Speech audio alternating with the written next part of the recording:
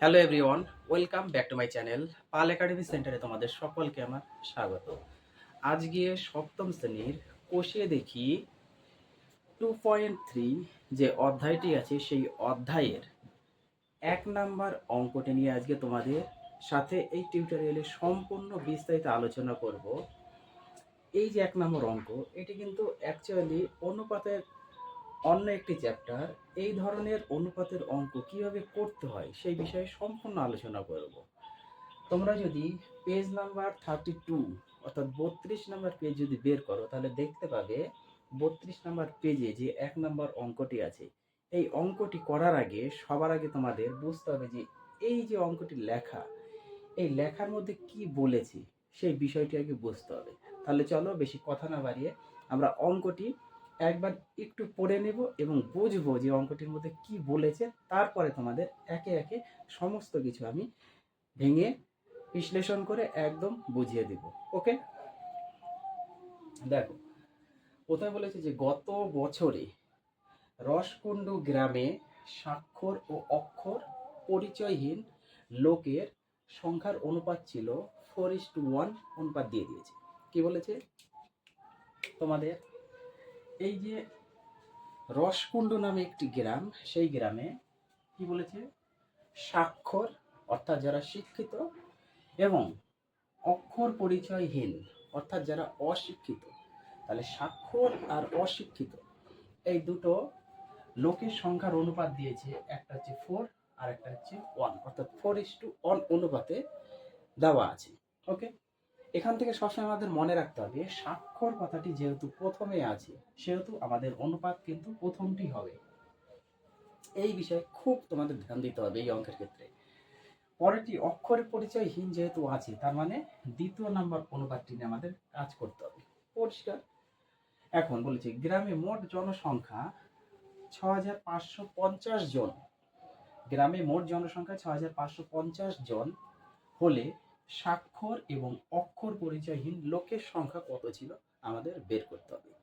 খুবই সোজা অঙ্ক যদি তোমরা বুঝতে পারো।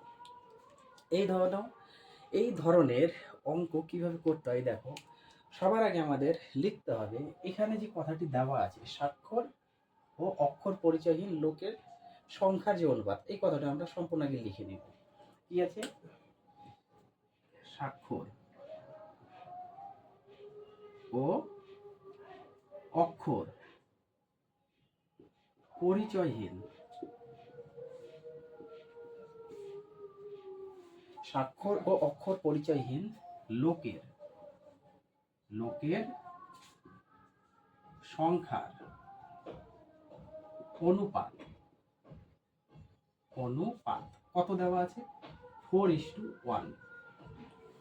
যেটাই দেওয়া থাক না কেন আমরা লিখে নেব। এখানে স্বাক্ষর অক্ষর দেওয়া আছে, আমরা এই দুটো নিয়ে করছি। পরবর্তী অঙ্কতে অন্য কিছু দেওয়া থাকতে পারে, তাহলে যেটি দেওয়া আছে সেটি নিয়ে আমরা আলোচনা করবো। পরিষ্কার বোঝাতে পেরেছি? এইবার এই অনুপাত লেখার পরে তোমাদের প্রত্যেকটি অঙ্কে যেটা করতে হবে সেটি হচ্ছে লিখতে হবে যে অনুপাতের সমষ্টি বা যোগফল,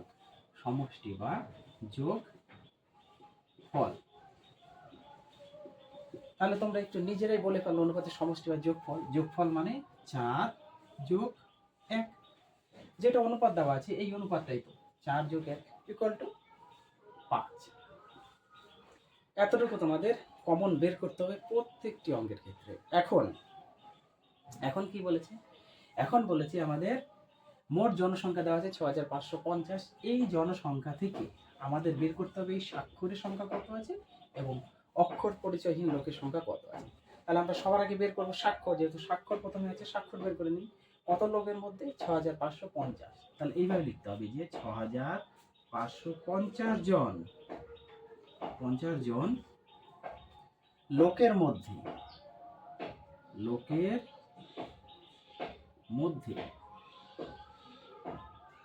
স্বাক্ষর জনসংখ্যা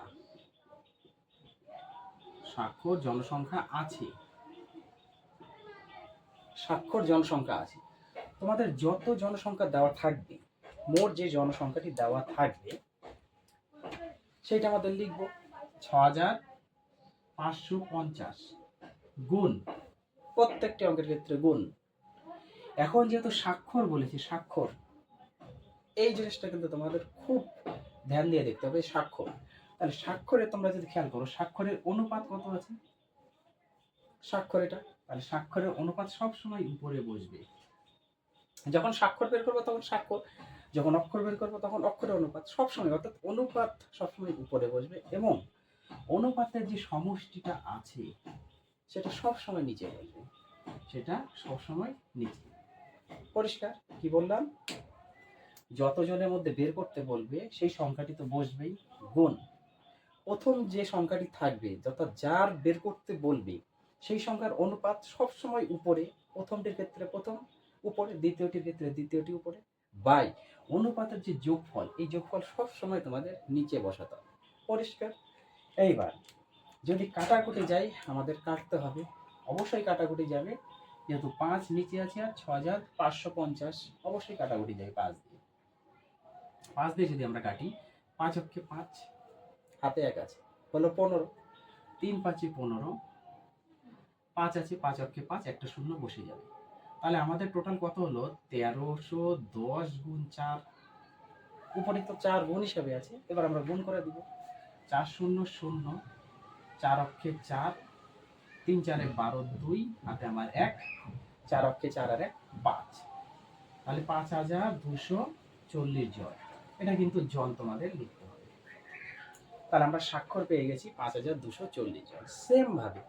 সেম ভাবে আমাদের বের করতে হবে কি 6550 জন লোকের মধ্যে, এটা ছিল স্বাক্ষর, স্বাক্ষরের জায়গায় আমরা লিখবো এখন কি এই অক্ষর পরিচয়হীন, অক্ষর পরিচয়হীন জনসংখ্যা আছে। সেম 6550 গুণ বসবে। আমাদের অক্ষরের অনুপাতটা নিব 1, বাই দিয়ে অনুপাতের সমষ্টি সবসময় নিচে 5, তাহলে 5 দিয়ে আমরা অলরেডি একবার কেটে রেখেছি সংখ্যাটিকে, তাহলে কাটলে কত আমাদের দাঁড়াচ্ছে? 1310। পরিষ্কার?